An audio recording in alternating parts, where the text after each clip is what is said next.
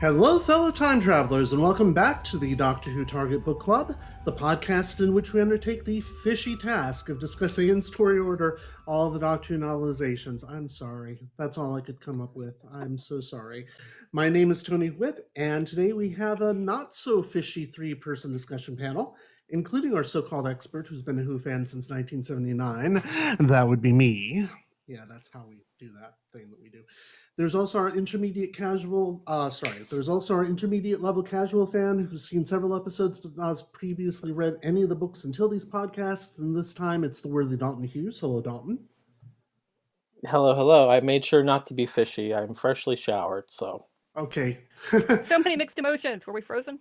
It started freezing a bit, so it'll be fine. We'll just talk through it. Just push through it. That's fine. And finally, we have our semi-novice fan, one who's seen loads to none of the original series and has not previously read any of the books except for the ones we've done for this podcast.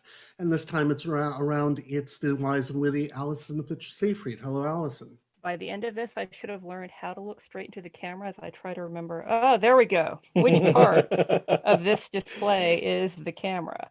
And this is the first time I think I have seen Dalton since Tony and Dalton and I all had dinner in, was it February? Yeah. Yes. It's been a long time. Just before Dalton left for California. Yeah, exactly. Also, the second to last time I actually ate indoors in a restaurant, maybe third to last. Yeah. Anti-penultimate. Yeah. And sushi buffet. Ooh. Anyway, this is also our live recording. How for appropriate, Chicago though, TARDIS. sushi buffet. Yes, this is also our live recording for Chicago TARDIS. So I'm going to ask everyone to briefly unmute their mics and say hello. Hello. Hello. Hello. Hello. Just to prove to the lawyers that we are indeed live. That's why we're doing it. Unfortunately, due to the general viral unhappiness this year, we cannot do this in person, nor are we actually on the Chicago TARDIS schedule, mainly because we tend to like to talk longer than 45 minutes. So go figure. But we're very pleased to have you here along with us. If you like what you're hearing, check out our Patreon page at patreon.com/DWTargetBC. Depending on the amount you give per month, you'll receive, among other possible goodies, face masks, mugs, and t-shirts with our logos on them, just like giving to PBS, but not a Target book. Face masks. Face masks. With our mugs on them and our logo. Yes, exactly. But not a Target book, since we know you have so many of them, you've taken to sinking them in the ocean with a bunch of Pescatons to guard them. Just to say thank you for being willing to help us stay on the virtual air. I don't know why I'm snapping my fingers. I'm not going to be able to edit this later. And as usual, we'd like to thank our regular patrons, some of whom are here today. Bart Lanning, Rick Taylor, Toby Bengelsdorf, Jay Barry, the Video Junkyard Podcast, the Doctor Who Collectors Podcast, Hans Wax, Stephen Pickering, James Sumnall, Dave Davis, and Guy Lambert. Thank you, everyone. Thank you all. We also have our Goodreads discussion group where you, the listener, can discuss upcoming books and previous podcasts. You can find us there at tinyurl.com/Y7KMASPR. In fact, we expect you to. And now, just when you thought it was safe to go back into your Target collection, we present what may be the oddest of the Target books with our discussion of Victor Pemberton's novelization of The Pescatons. Yeah. Without further ado, here are some fast facts. This isn't going to work. A little next headroom there. Doctor Who: The Pescatons, adapted by Victor Pemberton from a script for an album released by Argo Records in 1976, published by Target Books in September 1991. As of this recording in November of 2020, this title is currently out of print, but is available in the original audio format through audible.com, 128 pages. Yeah, wow. That was fast. All right. This book Larry, actually represents... Larry. Yeah, a little bit. Yes. This book actually represents 3 unusual milestones. Don't forget the Australian Book Club edition. Which is an LP, apparently. What, the Pescatons? Oh, duh, yes, audio. Sorry. Wait. Too much dressing for Thanksgiving. All right, this book actually represents 3 unusual milestones. I think I'm getting a lag because everyone came in all at once there. For one, Yes. it's technically the first ever original Doctor Who audio drama, such as it is. I'm sure someone may make the case that if it weren't for this record album, there would have never been a Big Finish, but that doesn't give Big Finish nearly enough credit. For another, it's the last book published under the Target imprint. The 3 remaining books published as Target novelizations, which were Power of the Daleks, Evil of the Daleks, and The Paradise of Death, were all published under Virgin's Doctor Who Books imprint without the Target logo. The reason why The Ghosts of N-Space is only a technically Target book is because it was actually part of Virgin's Missing Adventure series. And I just realized something that'll help with the lag. 1 second. There we go. That's good though. It just cuts over to the doctor. That's good. Yes, that should help on my end.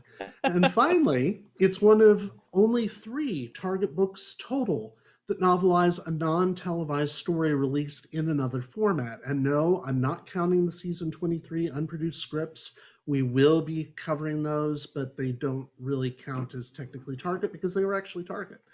And the only one to novelize a story that up to that point had only been released on vinyl and then on tape and CD rather than an adaptation of a radio play.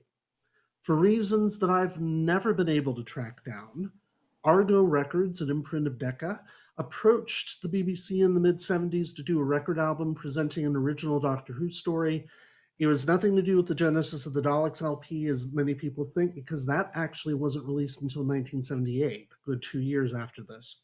This was released in July of 1976, between seasons 13 and 14, but I've chosen to cover it now because we might as well get the damn thing over with and done. Also, for reasons that have been largely unexamined, rather than asking someone currently working for the show to do a script, presumably because they were too busy, Victor Pemberton, who had last written Fury from the Deep in 1968, was hired to do this one. In fact, Pemberton is creating this original story from that earlier script. So if you're feeling any deja vu while reading this book, my only response to that is we. Which is kind of what the story is. Not much else to say about the original story, except that the only characters in the novel who are also on the record are Zor and Professor Emerson, and we never get dialogue from Emerson. Zor is played by Canadian actor Bill Mitchell. Yes, Zor has a Canadian accent on the record, who appeared in Frontier in Space as a newscaster. The story is broken into 2 episodes on the album, complete with opening and closing music. And at one point, the Doctor distracts a Pescaton by singing Hello Dolly. As a matter of fact, I have a clip of this. That would be arresting. Yes. In fact, just to show you how arresting, I'm going to play just that clip. At this point, the Doctor and Sarah have rescued a baby who was abandoned. That's not in the book for some reason, and I think it's because it's linked to this Hello Dolly moment. So I'm going to play this for you. God help us all. The creature reared up, its long, pointed teeth moving in for the attack. For one moment, it looked as though the creature was going to ignore me and claw straight into Sarah Jane and the baby. To regain its attention, I had to do just about everything, except turn a cartwheel. Thinking about it, I'm not too sure I didn't even do that. Anything I could lay my hands on, I threw at it. Stones, dustbin lids, milk bottles, even an old boot which somebody had discarded in rather a hurry. But still the creature ignored me and slithered closer and closer towards Sarah Jane and the baby.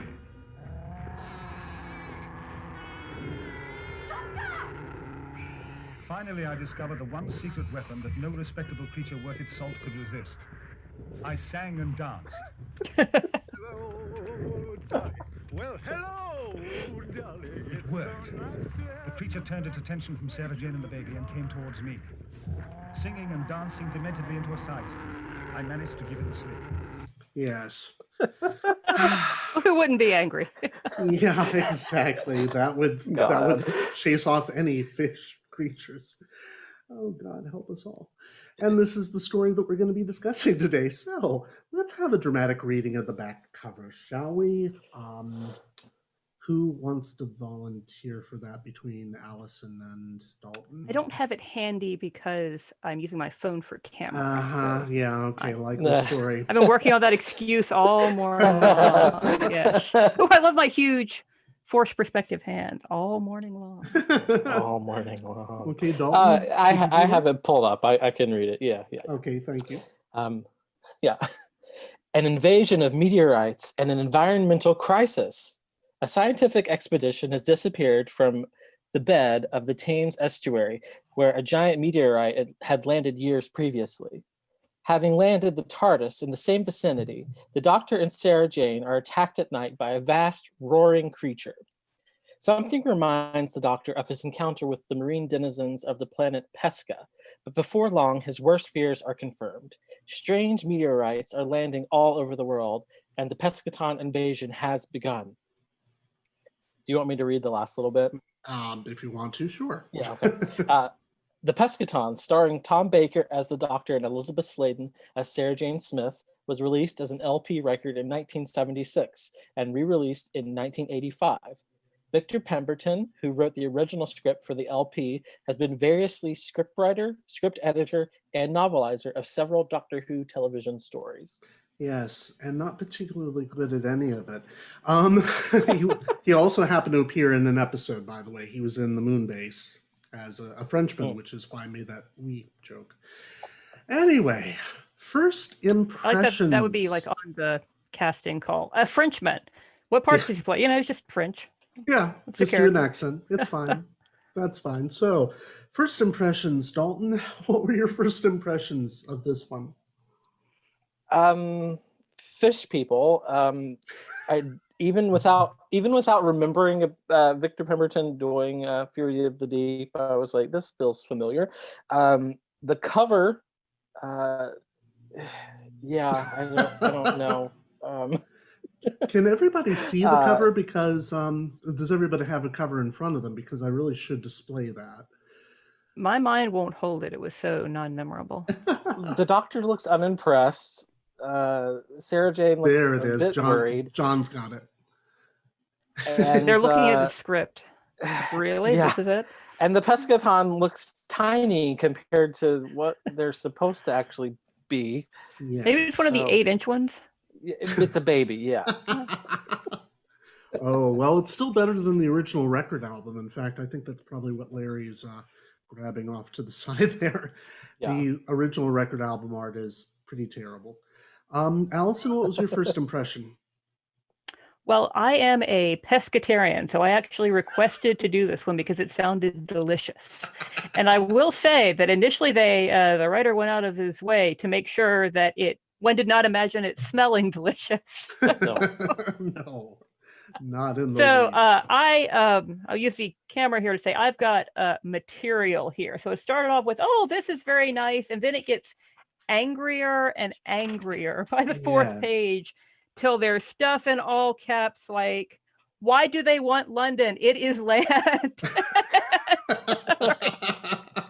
So but the overall first impression is at first I really enjoyed it. By the end, I was so very exasperated and disappointed.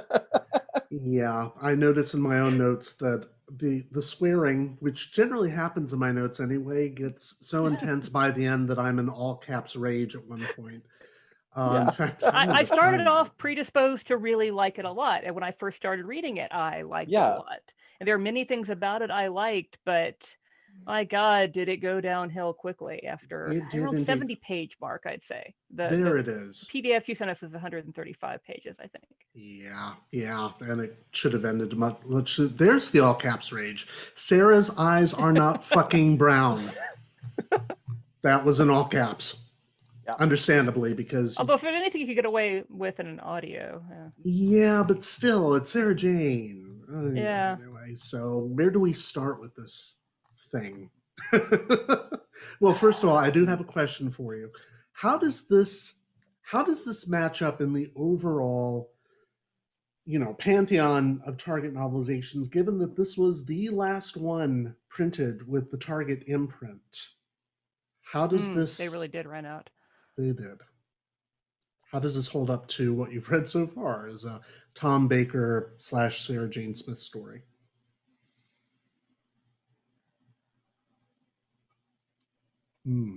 Either everybody's frozen or they're thinking about it.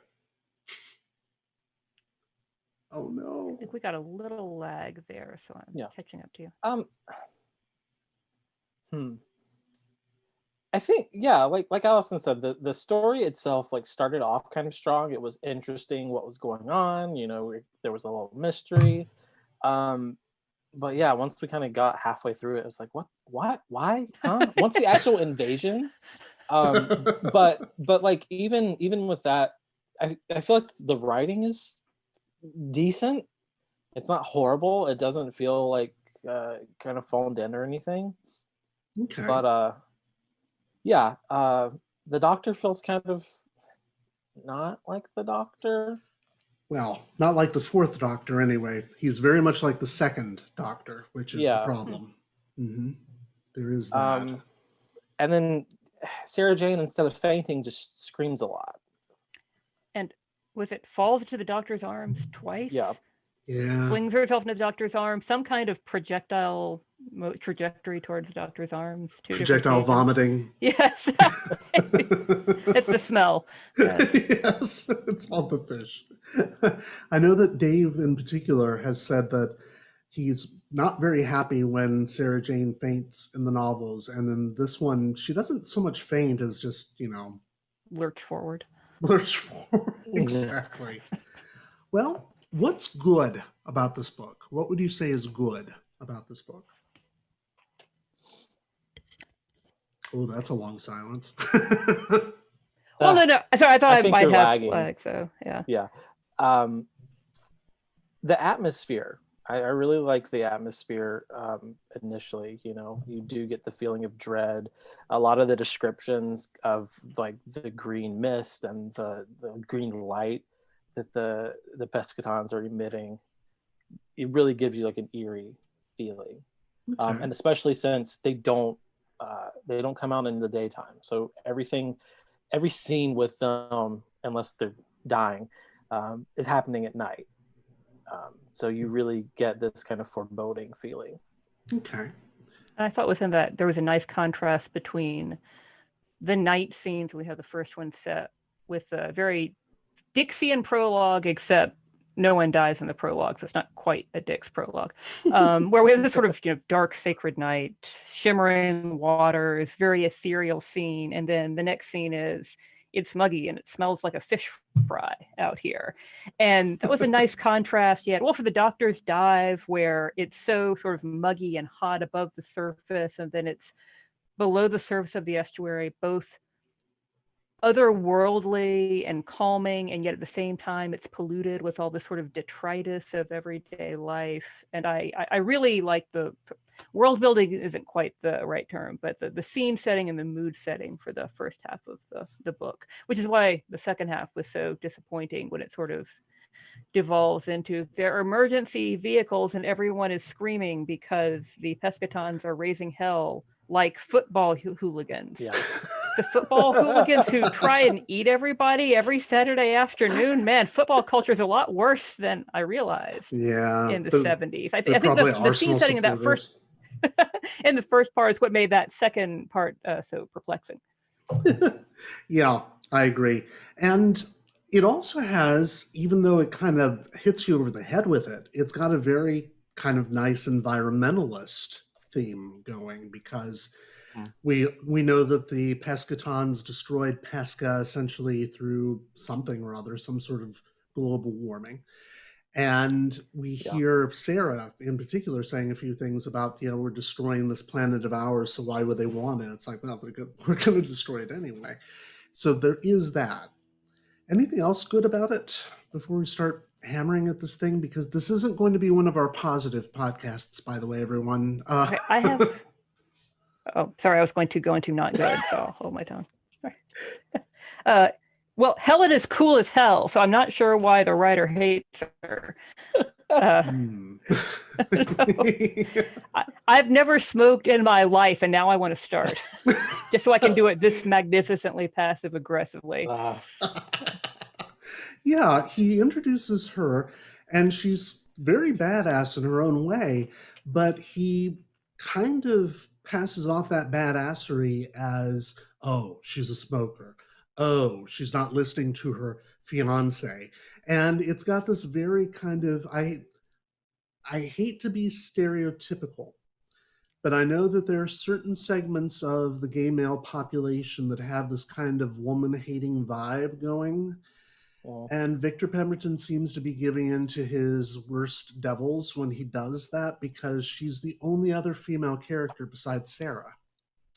Well, maybe he thinks she smells like fish because clearly he finds that the most disgusting thing imaginable, given how much he harps on the disgustingness of the creatures in a way that seems very strange for me, that we're constantly told that not only the humans, but also the Doctor finds the Pescatons repulsive and disgusting and revolting. And it seems very narrow-minded for a universe-trotting alien like the Doctor to be so grossed out by gills, including the elements that we're told actually sound quite beautiful, like the metallic shimmering scales and the transparent brain. It actually all sounds quite fascinating and sort of shivering. But the writer tells us, no, gross, gross, gross fish. Yeah. Fishy, slimy, nasty, yuck. It's So I actually, wasn't going to go quite that Freudian with it, Tony, but I think you've left me no choice. He does not like fish. no, I think it's definitely there. Well, he seems to have a fixation with the aquatic anyway, doesn't he? Because Fury from the Deep, then this. There's a theme going on there, and it's all having to do with his repulsion of the smell of the sea, shall we call it. But the other big difficulty there is that this is one of the few, possibly the only, Doctor Who novelization that we've read so far, where the Doctor and Sarah both characterize the villains as totally and unrepentantly evil. They're not just creatures that are trying to survive and doing the wrong thing and trying to survive by taking over a populated planet. They are evil and they must be destroyed. And they do something that is outright, what's the word I'm looking for? You know, when you kill a whole group of people, genocidal. There we go. I don't know why I was blanking out on that word. It's the turkey. Yeah. Genocidal? Outright genocidal. Yes, that's it. I don't know. I haven't done it this week yet. Yeah, it's the only book where we have that happen. And it kind of betrays Pemberton's lack of knowledge about the very series that he's writing for or wrote for. And it's a little disturbing to see the Fourth Doctor in particular saying, oh, they're evil, they must be destroyed in time. I can't do a Tom Baker, so I don't even... Yeah, we went in for this a little bit with the Daleks, and I thought there was another species as well. He was okay with killing them all. Well, that's true, but... And there are others where he objected to killing them all, and someone else did it. We give them a papal dispensation, don't we, though? I mean, the Daleks, the Cybermen are essentially, well, evil. But yeah, it happens a lot in the course of this book. Yeah, their motives are usually a little different than just trying to survive. Agreed. So I did not understand how and when and if the Pescatons actually destroyed Pesca. Because it sounds like not just atmospheric conditions deteriorating because of their misuse of resources. I thought their sun was destroying them independently of their actions. It confused me because we're told that they used up all the resources on their planet, but what we see is they're forced from the surface water into the groundwater and then to another planet. But I missed what they actually did to destroy their own planet. And I'm not sure if it was actually there. Yeah. I never got any actual description of it. The understanding was that similar to what's happening on Earth, their ozone layer was depleted, which meant that the sun's radiation would cause the surface to just be. But then the planet blows up, and that's a lot of ozone depletion. Well, yeah, boiled from the inside. And for that matter, whatever sun it is that boiled away the waters of their planet, it's apparently there's only one sun in this book. There's the sun. I was about to say it's the one in our solar system, because we can see Pesca, we can see the surface of Pesca with a telescope in the mid-1970s from Earth. It's not a sun, it's the sun. It's not their sun versus our sun, it's the sun. Yeah, there's no indication How that old they're is this in another book? solar system. Yeah, there's no indication they're in another solar system at all. I'm sorry, star system. We're the only solar system. I need to be that technical. But Well, yeah, we're told about galaxies, plural, which have more than one sun. yes. Which is just, Yeah. oh God, there's so many things. Yeah, we might as well pile onto it. What else is problematic about this? Well, since you asked for something negative, I'd like to say something positive, just to be contrarian. Please do. I've got notes in chronological Just to order. be I thought it was contrarian. interesting, the description of the Doctor's polarized senses, that it takes him a while to adjust to alien smells. I wasn't that sure if that meant he doesn't detect anything at first as he gets used to them, or it takes him a while to figure out what would be strange for this environment. Like maybe it takes him a while to figure out that 1970s estuary at the mouth of the Thames shouldn't smell like this, for example. But I like that he was slow on the uptake on smells, and then he hears and feels the vibration before Sarah does. We're actually told he can hear things that humans can't. So I thought that was interesting. He has sort of a description of senses tuned a little differently, a little higher or a little lower than ours in comparison. Mm-hmm. And pardon me. And yet he loses all sense of time somehow, because this doesn't happen in the book, thankfully. But on the record album, he asks Sarah what month it is. And it's like, wait a minute. Couldn't you see that on the TARDIS display, or there's a handy dandy newspaper that's sitting around that you can read it off of? No, he asked Sarah what month it is because she's from Earth, so obviously she knows. Yeah. Well, and with all the talk of looking at the green lights and the houses across the bay, for this horrible moment, I thought they were going to do like a riff on The Great Gatsby, and they actually went in the 20s. We did not go in that direction. No.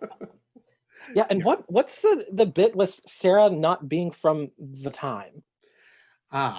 Well, it almost seemed like they were saying she was from the mid-60s instead of the mid-70s. No, it's the other direction. I couldn't figure if they were trying to say that they were in the 80s or if it's the 60s. So yes, her credentials are 10 years out of date. Yeah. Well, here's the problem. I was hesitant to talk about this until we talked about Pyramids of Mars, because it doesn't come up in the book, but it definitely comes up in the show, and this is something that screws up everything with unit dating. It's this. Every story that's featured unit has been kind of implied to be 5 years in the future or thereabouts. When we get to Pyramids of Mars, not the date probe. Exactly right, Bart, but we are going there. She specifically says, I'm from 1980. And that becomes a real issue later, because later on we get a story with the Brigadier set during the Queen's, I believe it's the Silver Jubilee, which is 1983. And that, yes, the unit dating controversy, exactly right, Jay. It completely screws everything up and causes just a shit show for all of us who like things neat and tidy. Though if we like things neat and tidy, I don't know why we're watching this damn show. But Pemberton apparently has been told that Sarah Jane is from the 80s, and if he's going to set this in the mid-70s, which is actually when the record was going to be released, then there has to be that time shift, which is kind of cool in its own way, because it means that they can't fall back on unit for some reason or other. Probably because Pemberton doesn't know about unit. Weird to draw attention to it like that, though. Well, he doesn't know which doctor this is either, so. Yeah, there is that. That's true. That's true. And come to think of it, fish bad. That's what he knows. This is definitely true. So what else? What else gets us? Well, speaking of being born ceaselessly into the past, so the Doctor has this memory of the way Earth looked previously and how rich the colors were. When he looked at the land masses and the oceans, and how comparatively faded the colors are now. And then that paralleled later when he's recalling when he first went to Pescaton, how pale the colors were on the surface and how the cones there were all bleached out. At this point, it it seems strange to me, but maybe I'm thinking too far in the 80s and later here. It seems strange to me that the Doctor has seen Earth up to the mid 1970s, but at this point, has he not seen a post 1970s Earth? Like, he shouldn't be surprised at the general geologic. He's speaking in geologic ages here. He shouldn't be this surprised at the general condition of the Earth in the 20th century at this point, I would think. He really should not. And I No, think because he's been to, yeah. Has he been to Earth Futures yet? yeah, Or of Future course. Earth? Yeah. Yeah, definitely. Okay, that's what I thought. Yeah. Now, I think what Pemberton's going for there is to make the Doctor even more of an outsider so that he can, be surprised by the state of the planet at that point, though. We usually don't even use But of all the people Doctor who that shouldn't way. be surprised. Yeah, exactly. Oh, and that's right. In the chat, we were saying, Jay says that dating problem gets referenced in the Sontaran stratagem. And he also says Day of the Doctor. Kate mentions various dating protocols. So yeah, the unit thing is just a mess. And the show, to the point that the show has to reference it. So now we get it referenced in this book as well. Oh, Lord. What else? There's so many things to say. Well, while I'm showing off by showing I'm aware of other cultural things that exist in time and space, we're told that Mike is baby-faced and has shoulder-length blonde hair. Just from there on out, it was John Denver in my mind. Just fan casting there. Like a member of ABBA. Yeah. Oh, Lord, this is true. I like that the Doctor seems so interestingly unsettled and afraid for a lot of the first half of the book. Yes. I thought that was nice scene setting. And then as things got worse, he actually seemed less that way in a way that did not make sense to me. Yeah, because we're used to him being on top of things. But even especially when he gets into the diving suit and goes down, he's incredibly vulnerable. And then when we get that trip back to Pesca in the 15th century, which leads to Sarah saying, "How old are you anyway?" Which is bizarre because she knows how old he is because he's told her. It's very odd that he should be so incredibly vulnerable. We'd expect the second Doctor to be that vulnerable, but not the fourth. Well, so when he takes that trip, he is so struck at how profoundly evil the Pescatons are. But compared to other species he likes, we don't actually see them being all that bad. No. Like, we don't see the destruction that they've wrought. If he doesn't like creatures who raise crabs for meat, I don't know why he likes the company of the humans so much. Maybe he just doesn't know yet. No. Possibly. But it's very strange that he has such a strong reaction on Pesca against the very concept of helping them survive without more evidence of their supposed profound evil, because all we see them doing is asking for help and trying to coerce it. But others have done that before, and he's happy to at least try to help them, even if he helps them in a different way than they wanted him to. Maybe someone wants the Doctors to destroy all their enemies, and he says, well, let's see if there's another approach that we could take for you to survive. So the fact that he flat out rejects the idea of helping them survive from the get-go, I think requires stronger evidence of how bad they are, other than they ranch crabs. And related to that, does he help them accidentally or not? Like, do they leave in TARDISes that they have learned to build properly from information that they've extracted from his brain? Because remember, they had the crap ones that were like the set pieces with just the phones inside. So they had the idea this is what they wanted him to help with. They wanted the Doctor to show them how to make a TARDIS. Number one, does he actually know how to build one? And then, I don't know. And then number two, did he accidentally give them that information, just sort of having it extracted from his brain before he was allowed to just sort of wander off through the cave? Now that's a lot more. Did they get to Earth on bad TARDISes? Bad TARDI? I have questions. That's a lot more become thought than I put rhetorical as I into it. keep firing them. That's probably even more thought than Well, the well, did story he help actually or not? deserves. And if but- so, Well, what kind of help do they want now? Like, what more information do they want to get out of him? What does Zor still want with him? I think it might be actual TARDISes so that they can go elsewhere other than Earth. But yeah, because the ships that are described are not I thought actually they might like be kind of TARDIS like at all. half soup. They souped up the boxes better. I don't know. I don't Well, they were know. described as cylindrical, so that already is not the same.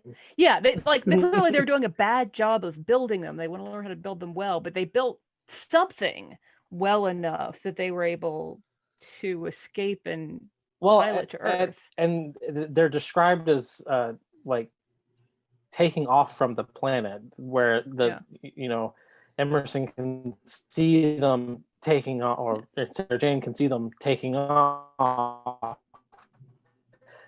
So there's some kind of propulsion, which I hadn't either till the end of this book. It seems like someone watches the TARDIS take off, like Yeah. it leaves a contrail or something. Yeah. And so I thought maybe that's the implication. That's an artifact of 60s Doctor Who.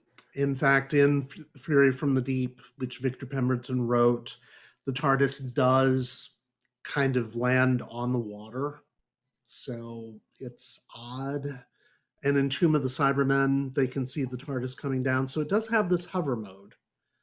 And in fact, but We've seen it there's- landing many times, but it doesn't fly around like the elevator in Charlie and the Chocolate Factory, which is what we seem to have here. Like we just see it materialize and land.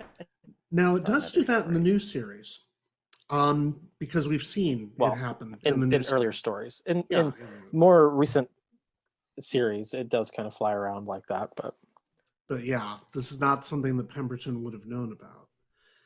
Yeah, it's weird. In fact, Tony, he's so angry at us. He's mad. He's having none of us. Oh, I think I was lagging. I'm sorry about that. Can you hear me now? Oh, there we go. Yeah. Oh, yes. sorry. Yes. It's lagging. It's lagging terribly. I apologize. Basically what I was saying was something along the lines of maybe this is why the Pescatons are said to have this gift for mimicry, because it doesn't play into the story at any other time.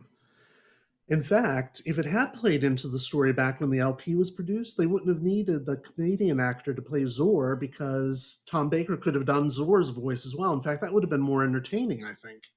Yeah. Yeah, but no. I think it's entertaining for the most evil species. Apparently, we can imagine they cast a Canadian. Like, what's a really evil voice? What's shorthand for really, really vile and wicked? Maybe it's the way we give villains British accents. Doesn't like fish, doesn't like Canadians. Exactly. The British give them Canadian accents. I don't know. Oh, God. Oh, what else? What else in this damn... Oh, sorry. I'm catching up with the chat, too. That teenager and that little boy? Good question. Yes. What do you think? I think they're fish food. I think they're eaten. I mean, I think they ate them. So why did they have to be so elaborate about it? Because sometimes they just seem to tear around the streets, biting people and eating them in chunks while the people are still screaming. And then other times they seem to lay an elaborate trap. And I thought it suggested they put one person inside the comb to be nourishment when hatchlings hatch, maybe? Yeah. That's what I was getting out of it, was that it was kind of a way to sought out for his intelligence, because they want super brains. But it's totally different from the Doctor's intelligence, which is breadth of experience and accumulated knowledge, as opposed to Martin, who is very bright, but is some kid. Mm-hmm. So did they just want Martin for a snack? Or are they in some way absorbing either intelligence or collective knowledge? Yeah. And there's the implication that that's what's happening, but it's not taken nearly far enough, because Pemberton just doesn't think that deeply. He's very good at expanding things, obviously, since we had Fury from the Deep as a bumper volume, simply because the editors couldn't get it chopped down properly. And that seems to be what's happened here, that he's introducing all these potential plot points and none of them are really going anywhere interesting, which is kind of a shame. Yeah. And I'm catching up with the chat too. John says that the TARDIS did hover in Runaway Bride. Yes, it did. Yeah, in a very amusing scene. Jay says in the Masters of Luxor, the Doctor does fly the TARDIS like a helicopter.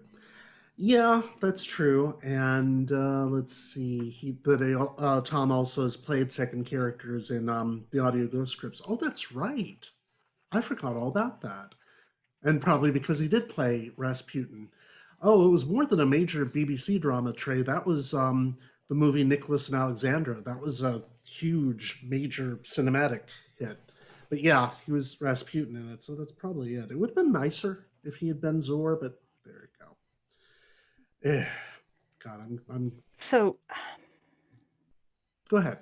for a lot of the book, is there only one adult Pescaton stomping around and just tearing around town and eating people until all the others hatch? I think so.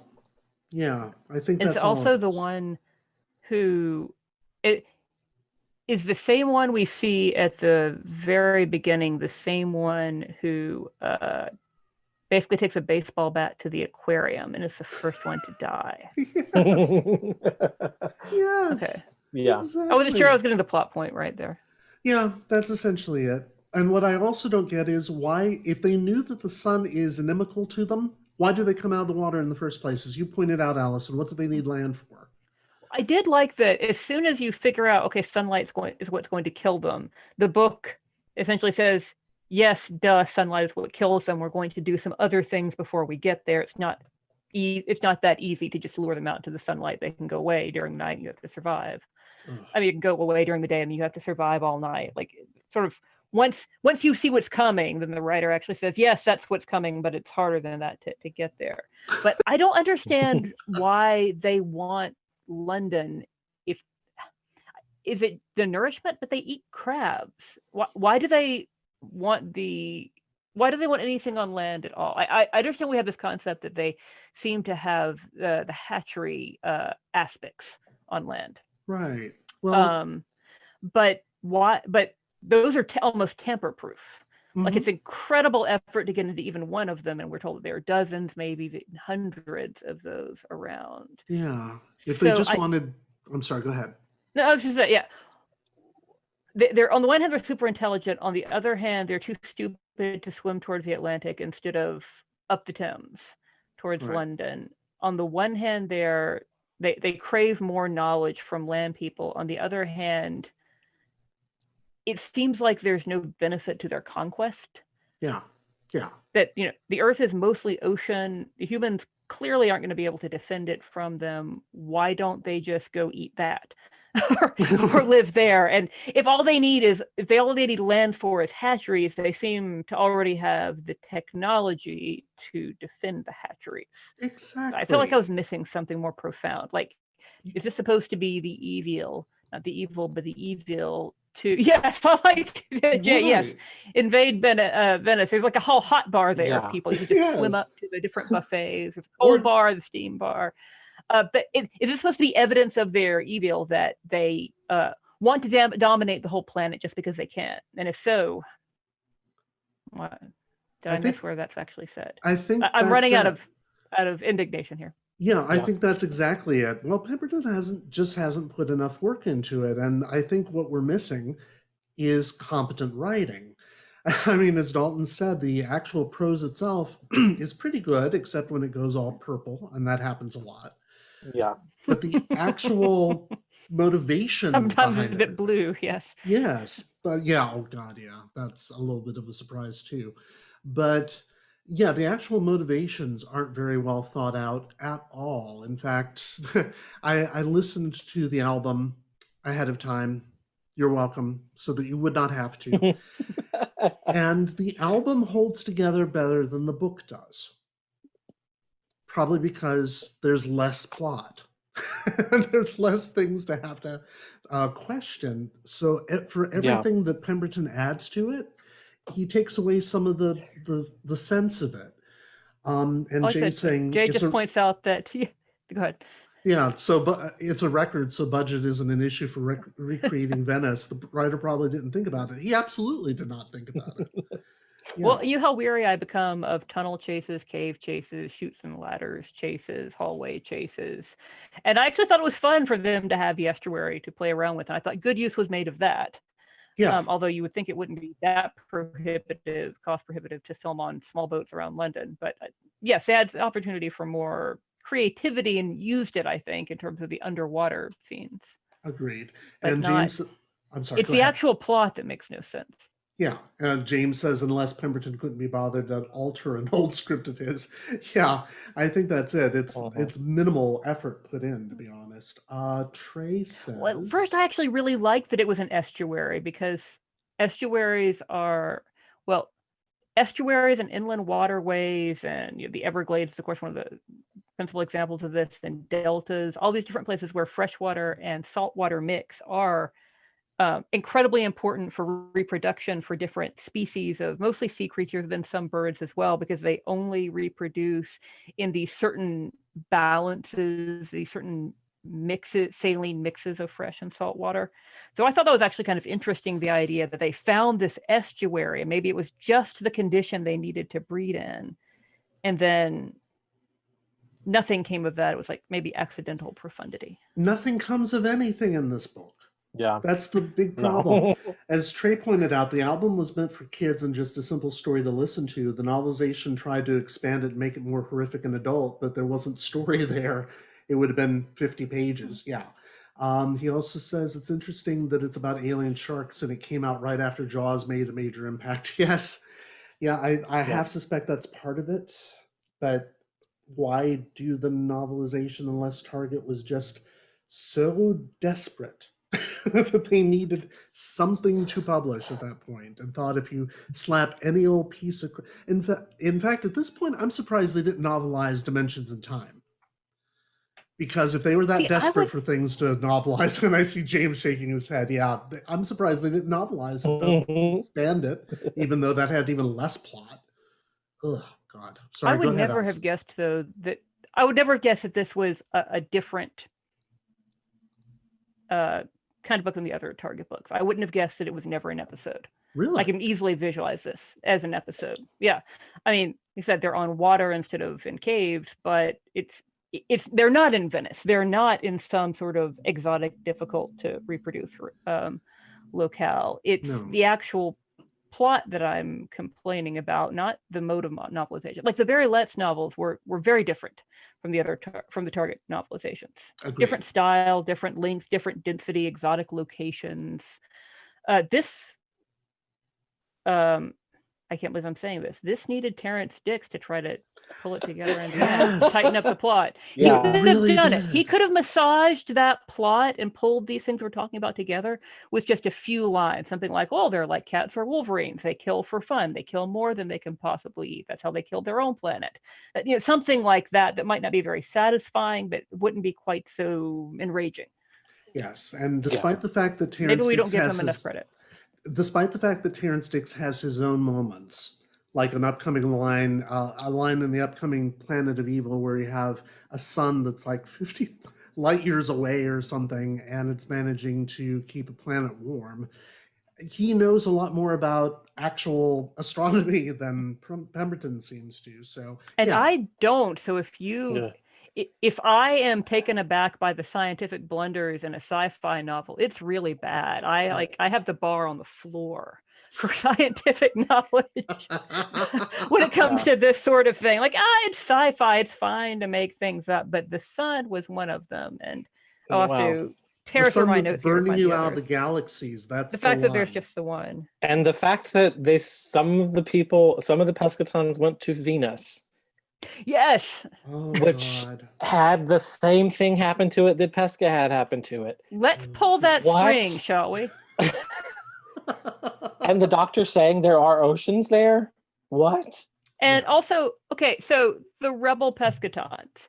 They can fly themselves to Venus if they want to. They can go tear up the aquarium if they want to. But there's only one hive mind, but they're super intelligent, but they're also slave minds and dumb as rocks on their own. They can't do anything without permission. They're not allowed unless they want to fly to Venus or go visit the otters at the aquarium. So do they have free will or not? And if they do have free will, they can choose to exercise. Do they retain their high intelligence? Or just sputter, impotent fists? Do they have high intelligence to begin Back from with? their tiny fist. Can high intelligence actually be said to have anything to do with this book? Well, I thought that Zor was supposed to be a super intelligence and controlled all of the others. But Zor is really quite bad at planning, I would argue. And the rebel Pescatons, they don't make the best choices, but they're also not just like blundering off like mindless infants. Because the Doctor seems to think that going to Venus is a viable plan, maybe not the best plan, but something that one might try. And going to the aquarium instead of going to the Atlantic, even though it's not a very good plan, also has some sense of intelligence. They're seeking the salt water, seeking the resource. He just loses track of time, stays all night partying with the octopus.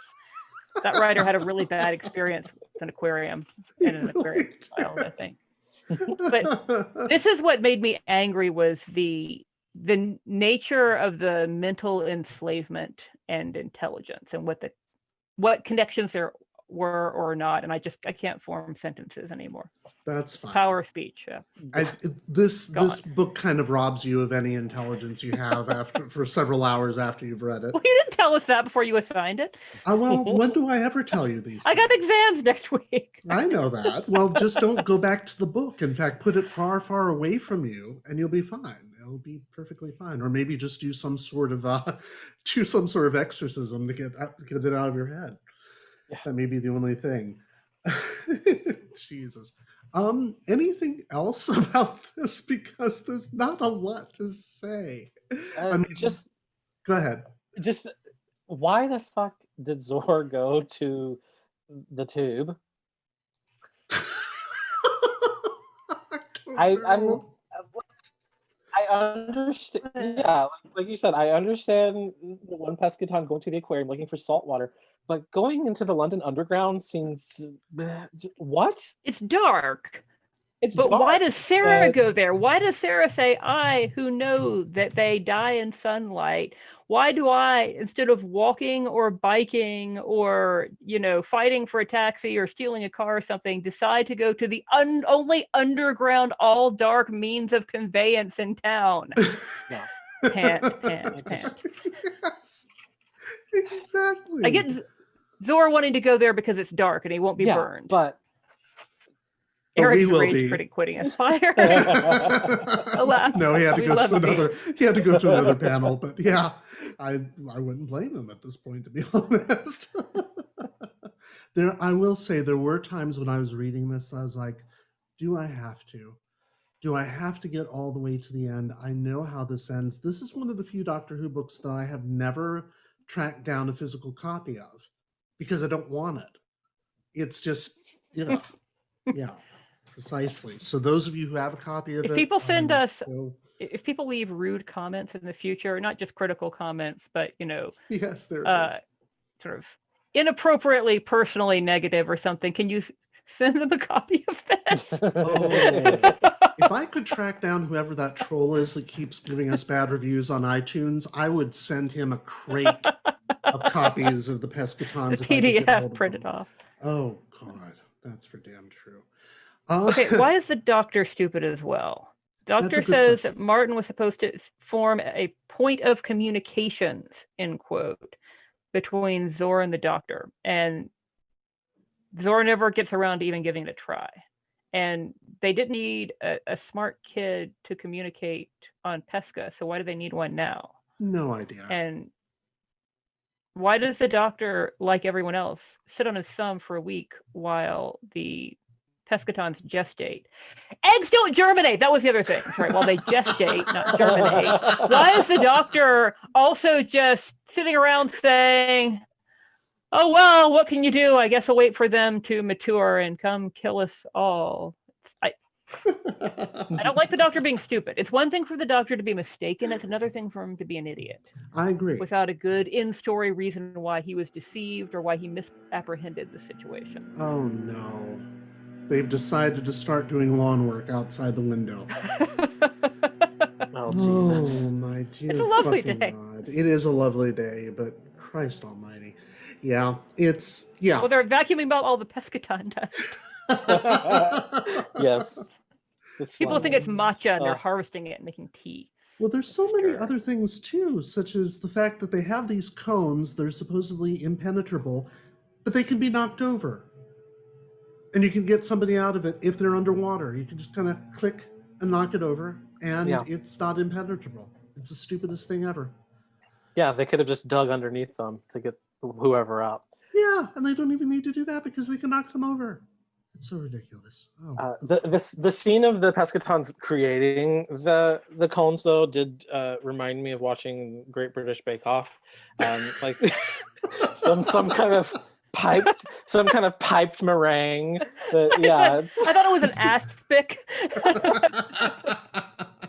Those, things from the 70s you see bad photography of. There's like olives and fish in it. Yes. Yeah. Exactly. Oh my God. The last thing that I have is a selection of dirty lines. Oh, yes, please. Yes, please. Dirty lines. Give it to us. Well, actually, Give it to this us one, now.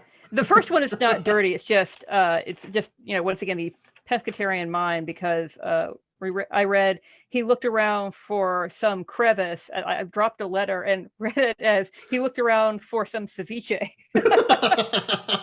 Just one letter different. But so that's not a dirty line. That's more. It's the right book for it. Me feeling snacky, yes. Okay, so first one I've got is, I suppose you could say that in my time, I've had some rather interesting encounters with quite a lot of rare large fish. Apparently, this is also enough to get you a government-facilitated dive where everyone else is like, all right, suit him up, give him some gear and a boat. We'll let the dirty fish fucking guy go dive. This is why we're not PG. Yes. Yes. Pardon my language. He could see Zor spread out before him is just the highlight of that passage. The train was rocking and vibrating to Zor's command. This is set, in the tunnel that Zor has expanded still. Oh my God, you're killing me here. As such, I felt I exercised restraint with just, those few selections. It did provide some strong entertainment value. I must have just gotten to the point where I was just so exhausted that I was just zipping through it, trying to get it done with. And Trey says, if we're going to adult stuff, Pemberton mentioned them prowling around Hampstead Heath at night, and apparently that's Major Gay cruising spot in London. Yeah, I think that may have been intentional. Yeah, because Pemberton would have known. Well, at one point, was it? I like the little vignettes with Jess and Tommy and Ben. That was that would have been a typical Terrence Dicks prologue, is teens being eaten in the river, and then it goes back to being a peaceful, beautiful night, and then the older man absconds with their gear. But Ben has seen Ben has figured out it's not safe to sleep by the river, so he decides to go sleep by a pond. While all the sea creatures are tearing around eating people, and so he sees. I think, is he the one who comes out of the park and the Doctor sees him and says, "Oh, are they in the park?" Like, they're all over the fucking place. They're all over the town. It's not an event if they're in the park. Yes, they're in the park. They're everywhere. Right.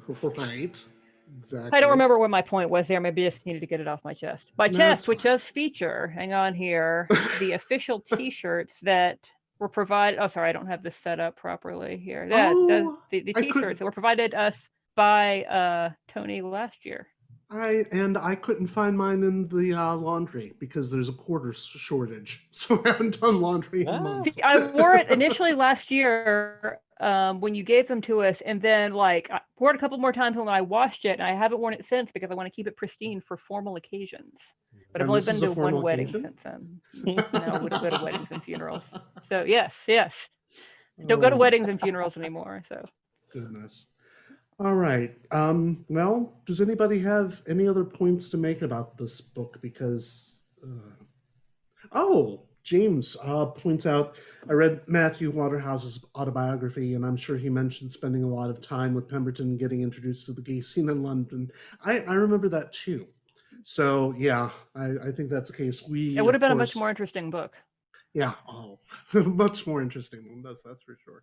Hell, I would prefer to reread Matthew Waterhouse's autobiography than read this again, because Christ on a fucking cross. Anyway, does anybody have any other points? A final complaint. All right. Just looking through my highlights, I'll come up with some things. Saying that the Fourth Doctor is playing a flute while Zor's disintegrating.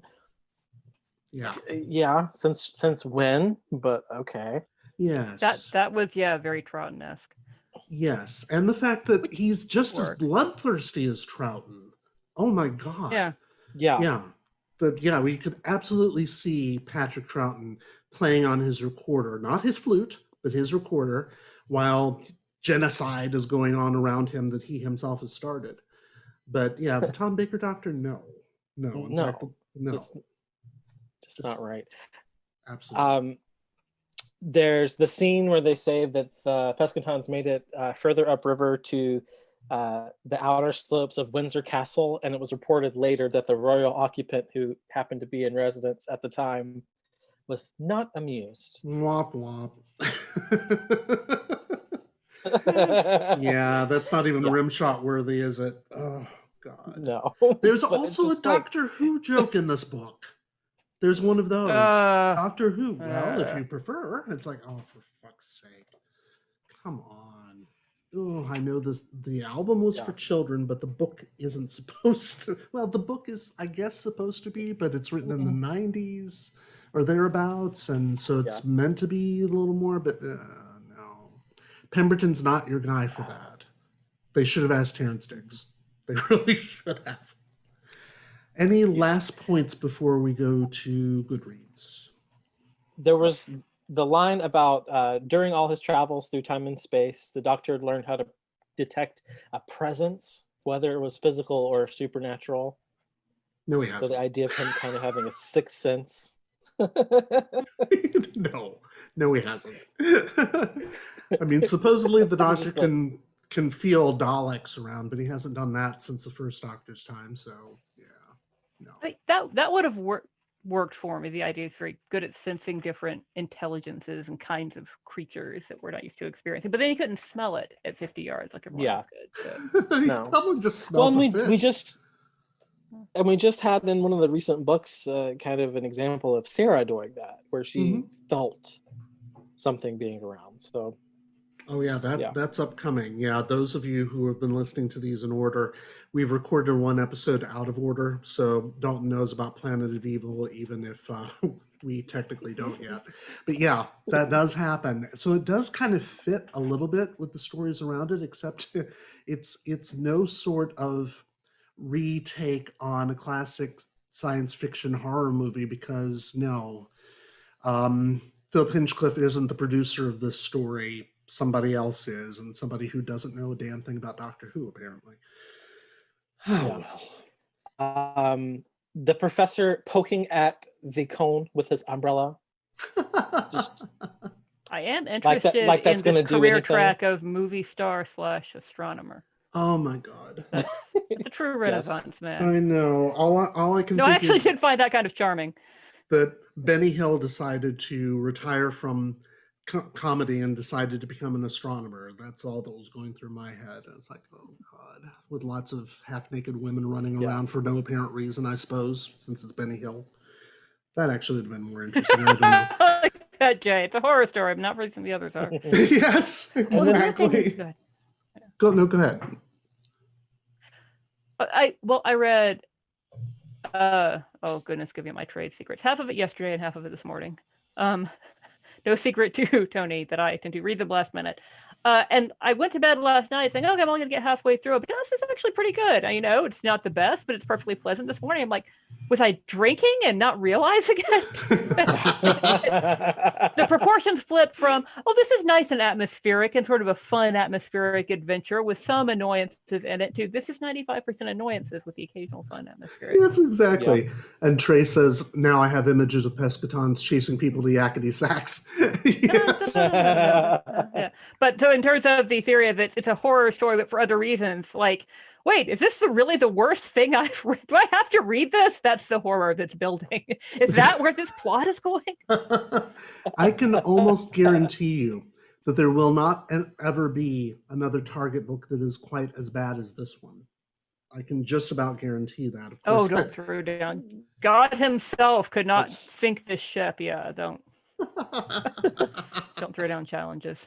Yeah. I just have I have two other things that I thought were entertaining a little bit. The scene with Sarah basically kind of pushing herself through the police line with her press pass. Just the idea that she's just like, I'm pressed. Let me. With me. Yeah, and her line about the doctor being with her, and then at the very end, once all the Pescatons are gone and they're able to get back into the TARDIS, the fact that there are 3 Pescatons inside of the TARDIS. Yeah. It's a jump scare in a book. They didn't dissolve into powder when the others did. It's a fucking jump scare in a fucking book. But it also, is the most ridiculous thing.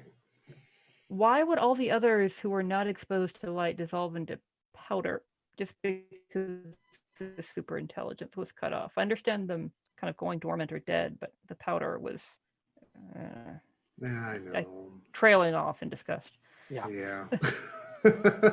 Which is I did actually like the dawn, as you were told, the dawn chorus of wild birds continued as though it was a day like any other. I thought he might go in an environmentalist direction of a lot of the people are dead, all the Pescatons are dead, birds inherit the earth and eat them all. It doesn't quite that dark.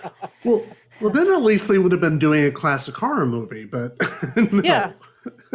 No, not at all. So, shall we go to Goodreads?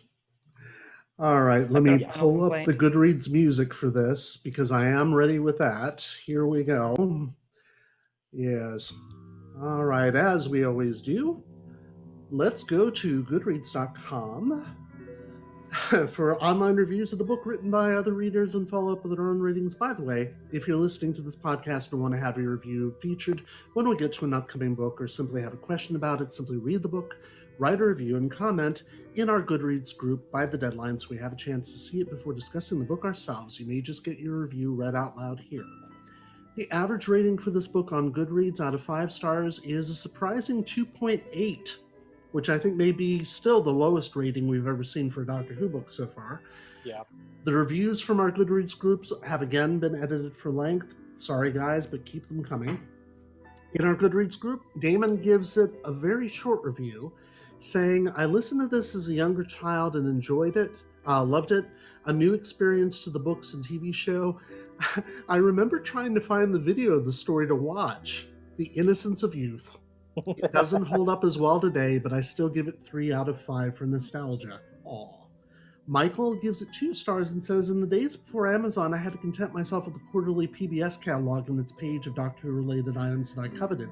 One of them was a cassette version of Doctor Who and the Pescatons. Miraculously, I found a copy in a store while on a family vacation, snatched it up, thus saving shipping and handling. Alas, I couldn't persuade the rest of the family that this would be great listening material for the return journey from vacation, and had to wait what felt like an eternity to hear it. It would have felt like an eternity if you'd listened to it with the family, Michael.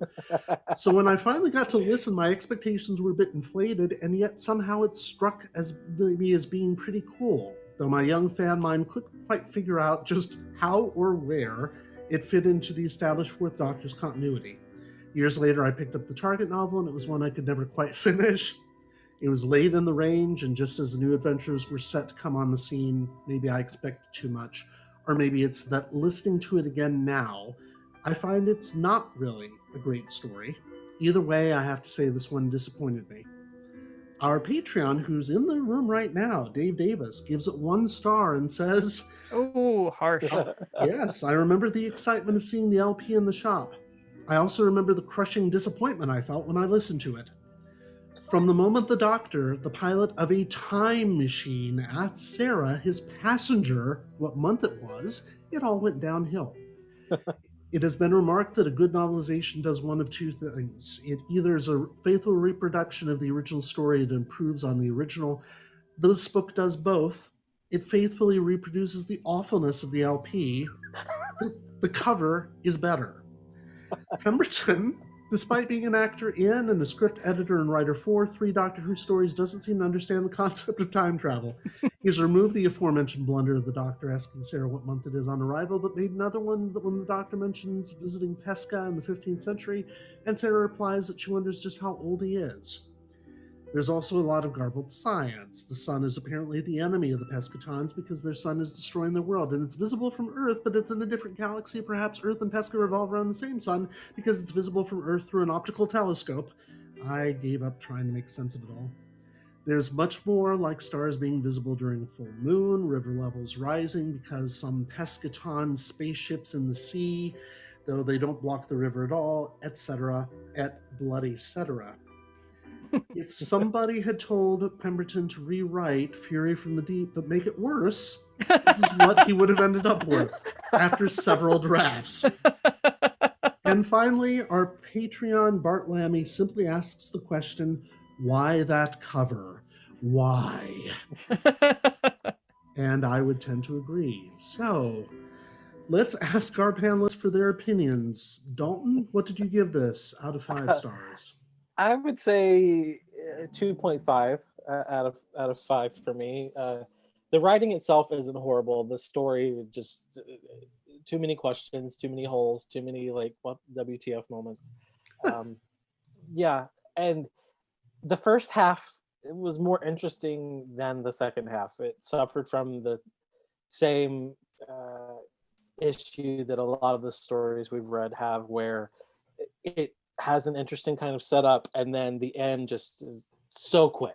It just happens so quickly. So yeah, 2.5 for me. Okay. And Alyson? Happens so quickly and yet takes an eternity to happen. So I actually had some positive thoughts about this. As I said the first time through, I actually liked the unsettling atmosphere and the idea that the Doctor is afraid, and the sort of physical and atmospheric descriptions of the different temperatures, etc. But then I feel like the emblematic moment of the end of the last half of the book is the Doctor is sprinting around trying desperately to find Sarah, trying to find the right tube station, etc. And somewhere along the way, we're told he picks up 3 huge ultraviolet arc lamps that then takes troops to set up, because he just found those, I guess, at a newsstand or something along the way and thought that those would be useful. So it kind of broke my heart just a tiny, tiny bit, and I take that more personally. So I'm going to go with 1, which is better than the value between 0 and 1 I was thinking of, but it is a holiday weekend, and that felt gratuitously cruel. So I'm going to go with 1 star. It does get a whole star. Well, that means even if I like fish a lot more than the writer does. So. Then that means I'm going to be gratuitously cruel because I'm giving this a 0.5. This is far and away the worst Target You're a novel. hard man. I can't stand this book. I really was not looking forward to it. And I thought, well, maybe if I lower my expectations, everything will be fine. It even went below my lowered expectations. It was, and your low expectations are quite low expectations. Yes, they are, because I teach, English composition. I've seen bad writing. This is bad writing. This is terrible. And it's not just the purple prose. It's not just the lack of plotting. It's not just the Doctor being wrong. It's not just Sarah Jane being occasionally right. It's just the combination of all those things together that somehow this manages to be worse than Dimensions in Time, because at least Dimensions in Time, you can enjoy it a bit for its campiness. You can watch it. You can laugh at it. You do nothing but laugh at it. Whereas this, no, this was meant to be cod serious. and it's not good. It is bad and it is ugly. Therefore, 0.5. Well, thank you guys. And thank you, fellow time travelers, for giving us your valuable time. Oops, I forgot to start the music there. Son of a bitch. Let me get that real quick. Hang on. I got the music queued up. Might as well use it. Here we go. There we go. And off we go. Yes, thank you for giving us your valuable time. Next time, we discuss Terrence Dick's novelization of The Planet of Evil, featuring our old friend Jenny Ingersoll. In the meantime, yes, if you like what you've heard here, like us on Facebook at Doctor Who Target Book Club Podcast, all in word, no spaces, like a crazy person. Also, feel free to follow us on Twitter. We're at DWTargetBC, or subscribe to us via the podcast provider of your choice, including Spotify. If all else fails you, email me directly at emperadolic@gmail.com, the Target Book Club Podcast in the subject line so I don't ignore it. And there's a couple things coming up in the chat. I want to make sure that I don't miss them. Yes, okay, good. People are saying they liked it. I'm surprised. Well, I assume you meant the podcast rather than the book, because how could anyone like the book? Anyway, thank you very much for listening. Thank you, everybody, for coming for this live recording. Yeah. Warts and all. Yeah. Stay safe and enjoy your travels. Bye-bye. Bye. Yeah.